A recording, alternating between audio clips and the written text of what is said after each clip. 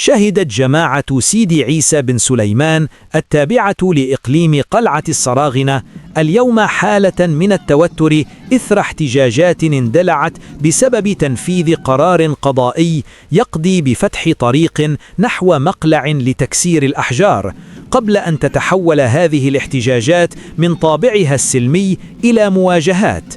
وأسفرت الأحداث عن إصابة قائد سرية الدرك الملكي عبد الحكيم الدويش بجروح على مستوى الرأس، حيث تم نقله على وجه السرعة إلى المستشفى الإقليمي السلامة لتلقي العلاجات اللازمة.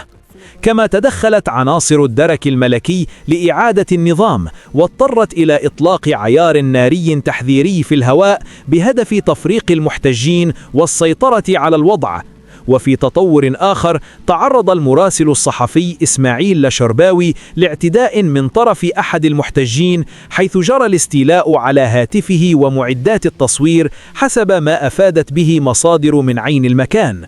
وتعود خلفيات هذه الواقعة إلى محاولة تنفيذ حكم قضائي يهدف إلى فتح طريق مؤدية إلى مقلع لتكسير الأحجار مملوك لأحد البرلمانيين، وهو ما أثار رفضا واسعا في صفوف عدد من سكان المنطقة الذين خرجوا للاحتجاج. وفي سياق متصل، باشرت النيابة العامة تحقيقا عاجلا للكشف عن ملابسات الحادث وتحديد المسؤوليات القانونية المرتبطة بما جرى.